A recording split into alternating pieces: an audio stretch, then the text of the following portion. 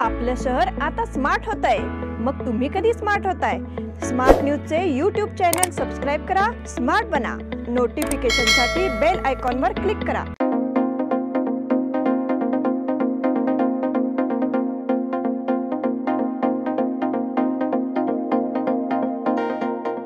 अल्पावधीत लाखो वाचकांच्या पसंतीस उतरलेले smart news आता मुद्रित स्वरूपात देखील उपलब्ध। वाचकांच्या अपेक्षापूर्तीसाठी एक नवे पाऊल। ताज्या घडामोडींसाठी सायन दैनिक स्मार्ट न्यूज, सखोल वाचनीय बातम्यांसाठी वार्ता शक्ति। नियमित वाचा, स्मार्ट व्हा। नमस्कार, मैं ओमकार अंगड़ी। स्मार्ट प्लस के आज के समाचार में आपका स्वागत। नजर सबसे पहले सुर्खियों पर। प्रकाश अंबेडकर का भारत आघाड़ी में शामिल होने का ऐलान। इजराइल फिलिस्तीन हमलों में मरने वालों की संख्या बढ़ी। तेंदुए की चर्चा ने वन विभाग की मुश्किलें बढ़ा दी है। शहर में आवारा कुत्तों ने एक ही दिन में 7 लोगों को काट लिया। सीमा मुद्दे को लेकर प्रधानमंत्री कार्यालय दुआ समिति को पत्र। नवंबर में जातिवार जनगणना रिपोर्ट सौंपी जाएगी।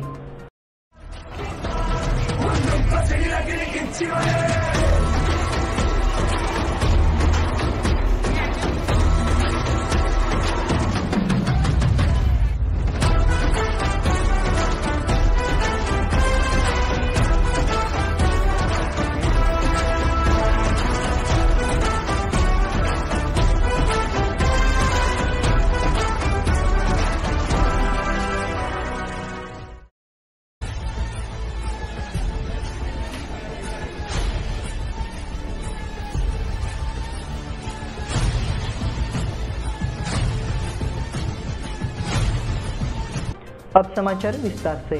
संविधान बचाओ मिशन के तहत संविधान जागरूकता मंच की ओर से सातारा के गांधी मैदान में एक बैठक का आयोजन किया गया। बैठक में बोलते हुए वंचित के प्रमुख प्रकाश अंबेडकर ने भारत आघाड़ी में शामिल होने की घोषणा की। उन्होंने कहा कि देश में भयमुक्त माहौल बनाना है तो सोच समझकर वोट करने से आगामी चुनाव में मोदी की हार अवंशभावी होगी। इस समय देश में संस्कृति और इतिहास को नष्ट करने का काम चल रहा है।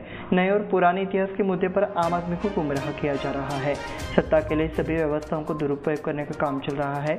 बीजेपी को हराने के लिए सभी पार्टियों का एक साथ आना जरूरी है। इसके लिए हमारी पार्टी वंचित आघाड़ी भारत के साथ जाने को तैयार है। उन्होंने इसकी घोषणा की।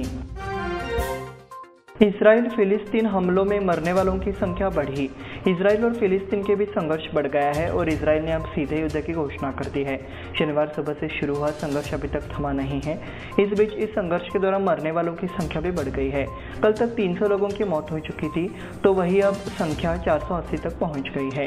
गाजा पट्टी में सत्तारूढ़ पार्टी आतंकवादी समूह हमास द्वारा शनिवार सुबह इजराइल पर किए गए हमले में 100 लोग मारे गए। तेंदुए की चर्चा ने वन विभाग की मुश्किलें बढ़ा दी है। उबड़ खाबड़ इलाकों में तेंदुए जैसे जानवर के पैरों के निशान दिखाई देने लगे हैं। इस बीच वन विभाग ने सर्च ऑपरेशन चलाया है, लेकिन अभी तक ये साफ नहीं हो पाया है कि इस जगह पर कौन सा जानवर रहता है। इसलिए इस बात को लेकर अभी भी असमंजस की स्थिति बनी हुई है कि चलने वाला जानवर तेंदुआ या तारास।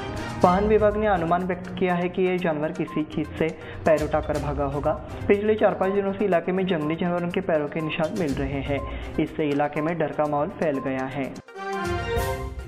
शहर में आवारा कुत्तों ने एक ही दिन में 7 लोगों को काट लिया। पहलगाम शहर सचमुच आवारा कुत्तों से ग्रस्त हो गया है। शनिवार को रेलवे स्टेशन के सामने हिस्कॉम कार्यालय क्षेत्र में अपने बिलों का भुगतान करने आए 4 नागरिकों पर आवारा कुत्तों ने हमला कर दिया और निकटवर्ती कारवार स्टेशन में भी 3 लोगों को काट लिया। ऐसे में एक बार फिर आवारा कुत्तों का मुद्दा सामने आया है। बेलगाम शहर, उपनगर और ग्रामीण इलाकों में आवारा कुत्तों द्वारा न केवल गायों और बकरियों बल्कि स्कूल जाने वाले बच्चों और सुबह की सैर पर जाने वाले लोगों पर भी हमला करने की घटनाएं हुई है। नगर क्षेत्र में आवारा कुत्तों की संख्या बढ़ती जा रही है और इन आवारा कुत्तों ने सचमुच आतंक मचा रखा है। नागरिकों को मांग करनी चाहिए कि इन कुत्तों की देखभाल की जाए। सीमा मुद्दे को लेकर प्रधानमंत्री कार्यालय मई दुआ समिति को पत्र। महाराष्ट्र प्रधानमंत्री कार्यालय ने बताया कि सीमा मुद्दे को लोकतांत्रिक तरीकों से हल किया जा सकता है। युवा समिति को पत्र द्वारा एकीकरण जानकारी दी गई है। इसलिए देखा जा रहा है कि सीमा मुद्दे को लेकर केंद्र सरकार ने भी सहयोगी रुख अपनाया है। केंद्र सरकार ने नए संसद भवन का उद्घाटन करते हुए देश की विभिन्न समस्याओं का समाधान करने का वादा किया था। इसलिए युवा समिति ने प्रधानमंत्री कार्यालय को पत्र भेजकर मांग की थी कि सीमा विवाद को सुलझाने का प्रयास किया जाए। कर्नाटक महाराष्ट्र सीमा मुद्दे को सुलझाने के लिए केंद्र सरकार ने पहल की थी और लाखों मराठी भाषियों के लिए न्याय की मांग की थी। नवंबर में जातिवार जनगणना रिपोर्ट सौंपी जाएगी। जातिवार जनगणना रिपोर्ट पिछड़ा वर्ग आयोग के अध्यक्ष के जयप्रकाश हेगड़े ने कहा है कि इसे नवंबर में पेश किया जाएगा। मुख्यमंत्री सिद्धरामैया ने कहा कि रिपोर्ट सौंपने के बाद आगे की कार्रवाई की जाएगी। मैसूर में बोलते हुए उन्होंने कहा, हमारा समाज जाति व्यवस्था पर आधारित है, उसके लिए हमने जातिवार जनगणना कराई थी।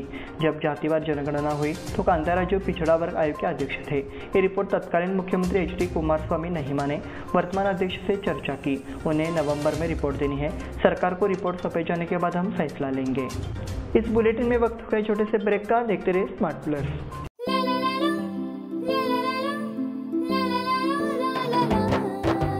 जले दीप अंगना में होगी रोशन दुनिया, पलकों तले छा जाए चांद तारों का साया।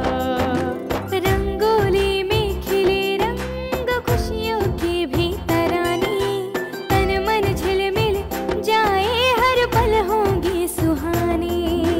ये अटूट बंधन खिले हर आशियाना, रंग वस्त्रों का खजाना मन भाए आराधना। रंग वस्त्रों का खजाना मन भाए आराधना। आराधना मारुति गली बेलगाम। मन भाए आराधना।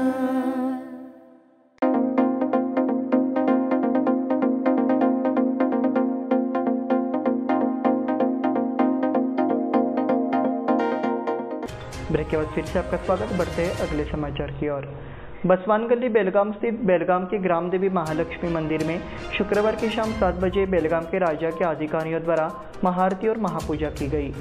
चवाट गली में बेलगाम के राजा गणेश उत्सव के निर्विघ्न वध के लिए बसवान गली में महालक्ष्मी की महाआरती और महापूजन का आयोजन किया गया।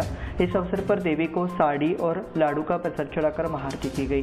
चवाट गली में गणेश उत्सव हर वर्ष की भांति इस वर्ष भी श्रद्धा एवं उत्साह के साथ मनाया गया।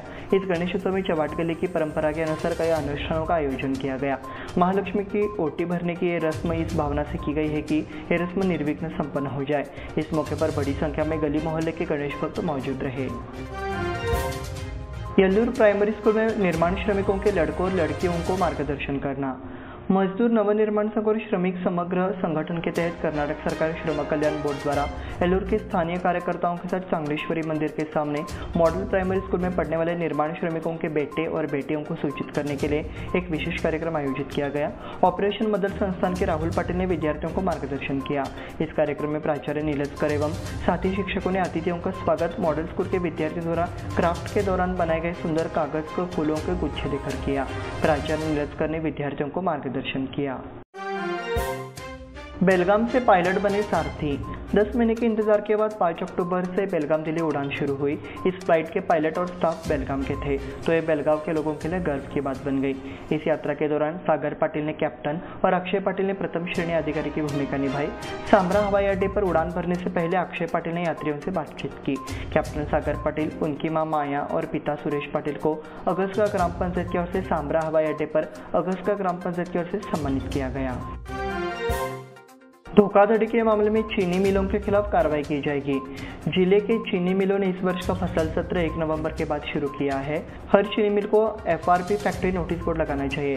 जिला कलेक्टर नितेश पाटिल ने चेतावनी दी कि किसी तरह का झगड़ा देखने पर कार्रवाई की जाएगी। गैलप सीजन की शुरुआत के संबंध में चर्चा के लिए गणेशपुर रोड पर शनिवार को निजलिंगप्पा शुगर इंस्टीट्यूट में किसानों, नेताओं और साखर कारखानों के प्रबंध निर्देशकों की एक संयुक्त बैठक हुई। जिलाधिकारी ने मिलों को यह भी सलाह दी कि चीनी मिलों की दरें बढ़ानी चाहिए क्योंकि इस वर्ष जिले में सूखा पड़ा है। इसी के साथ स्मार्ट प्लस के आज के समाचार समाप्त हुए। धन्यवाद।